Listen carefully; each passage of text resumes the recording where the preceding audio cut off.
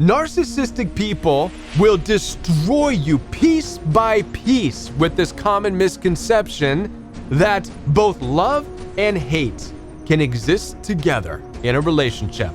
Oh, we have a love-hate relationship. Absolute nonsense. Nothing will destroy you and tear you apart faster than being in a relationship where you're convinced that it's okay to have both love and hate. And I'm going to share with you why. My name is Kevin, and this is The Royal We.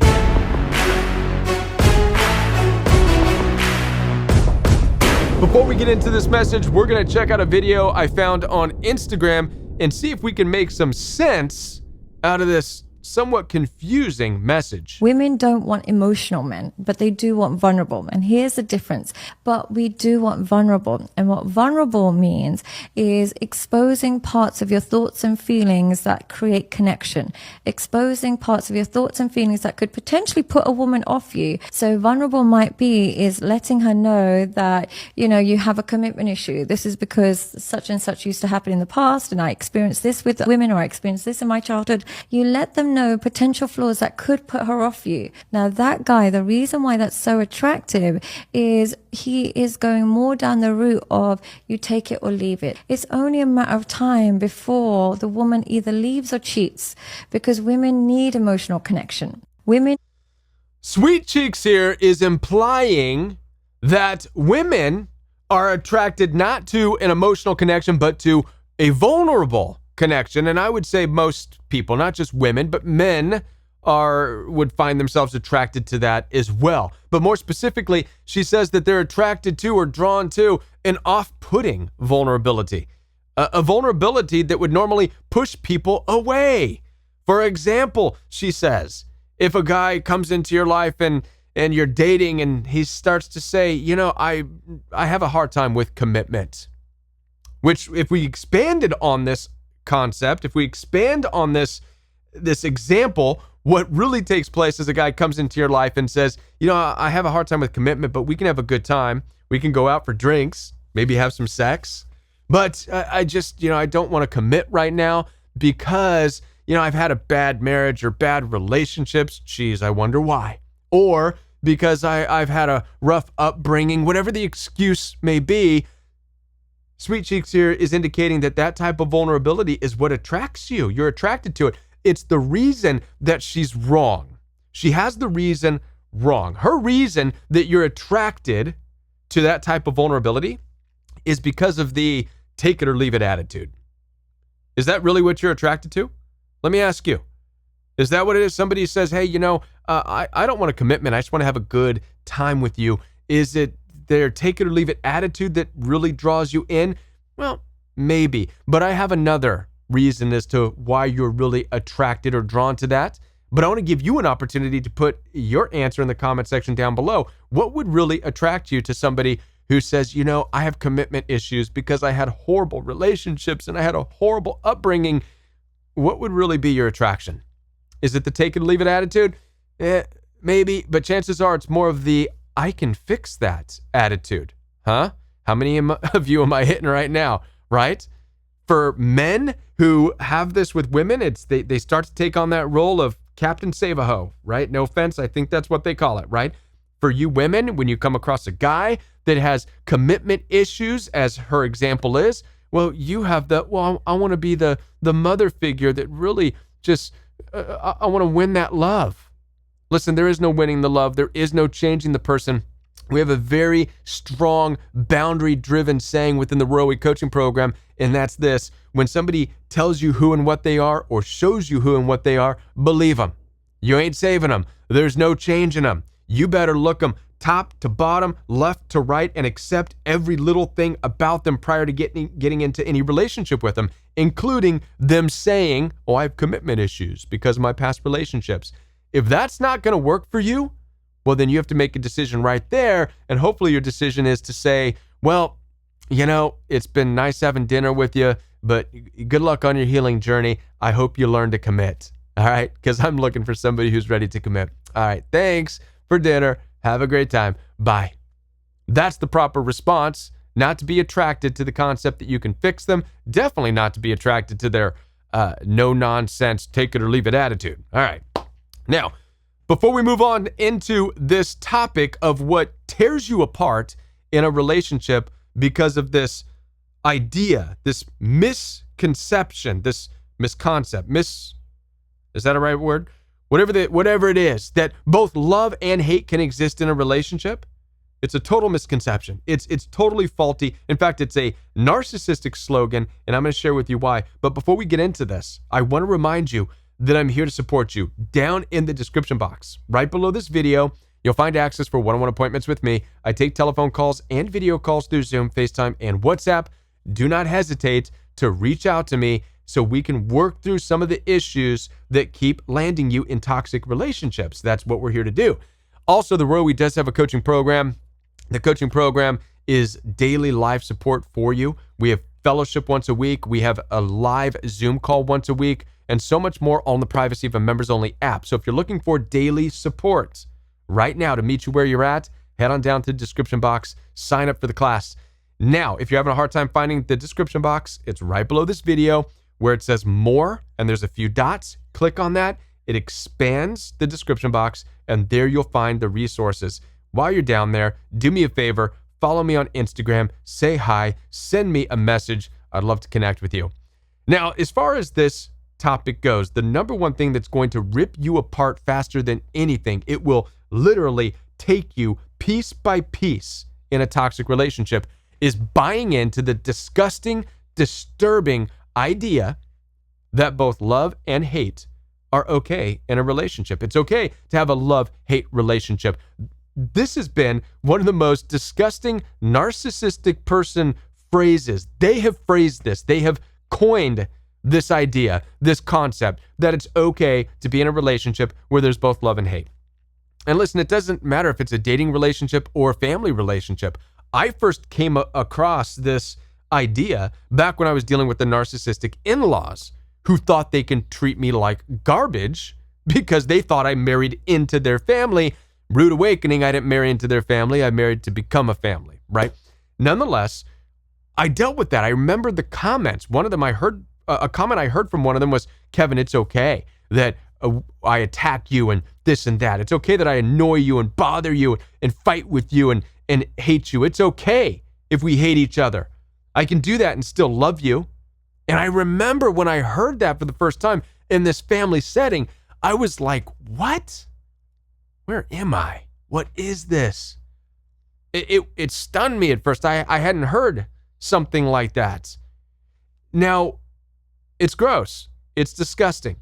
And we need to break this down even further because the reality is no, love and hate exist on two different planes. They are two completely different things. You cannot have both love and hate together any more than you can get a container and put light and darkness in it at the same time. They're completely opposite of each other. Somebody who loves you cannot hate you, and somebody who hates you cannot love you.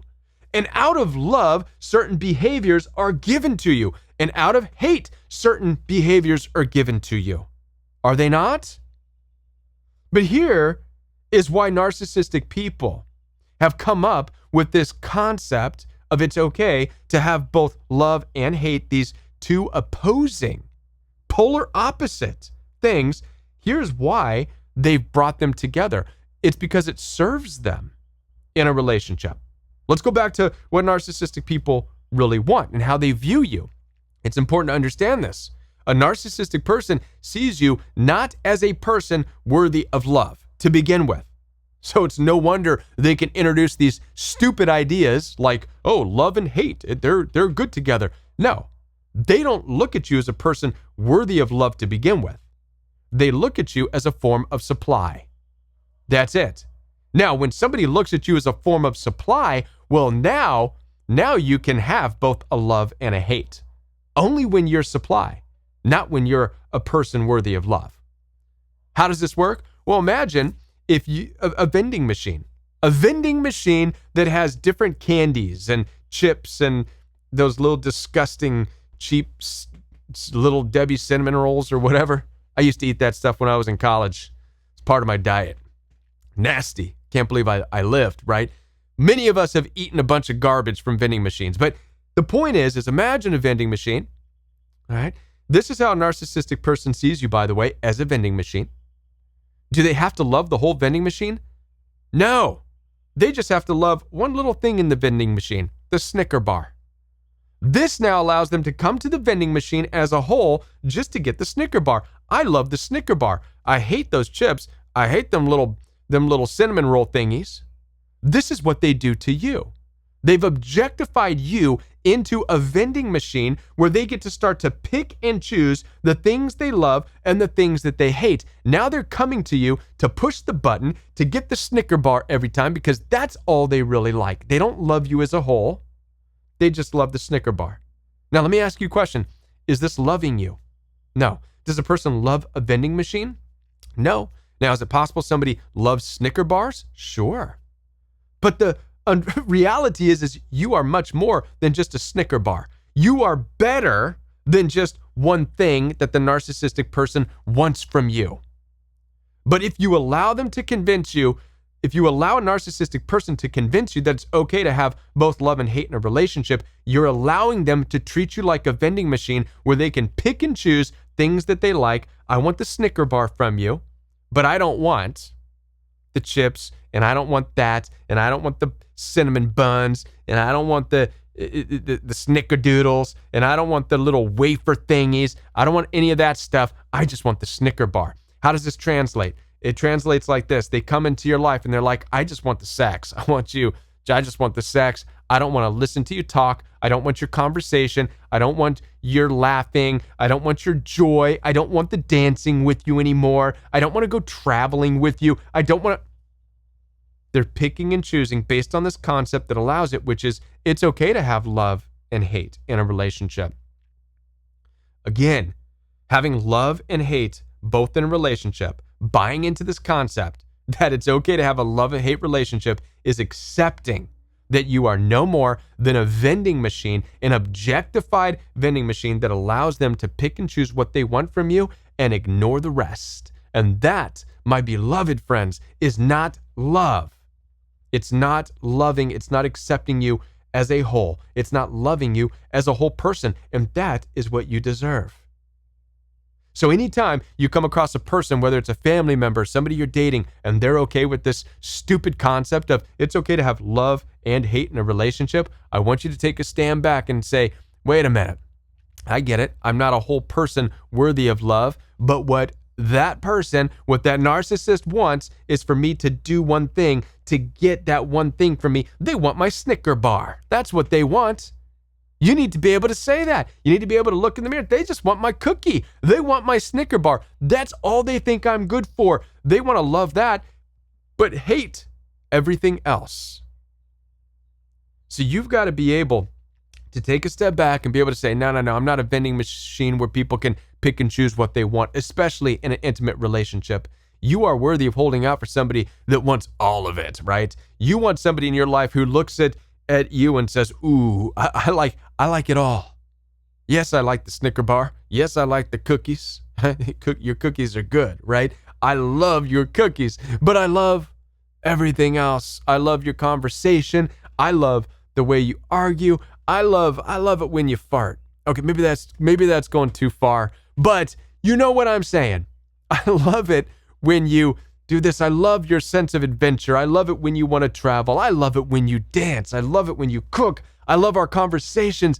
I love the whole package. I love everything. I don't piece it apart. This is what you want in a relationship. And by the way, this is what you want to do in a relationship. So I'm telling you this not so that you are judging people on how they're looking at you, but also how you look at others. Going back to what Sweet Cheeks at the beginning of this video had to say, right? When she says somebody shares with you their vulnerability, maybe somebody comes into your life and maybe they're sexy, maybe they're good looking, but they tell you, oh, I'm not into commitment because I've had bad relationships. I've been hurt in the past, so I'm not down for committing, all right? That's probably something you're not going to love. If it's something you're not going to love, then you need to be able to say, I can't love everything about you.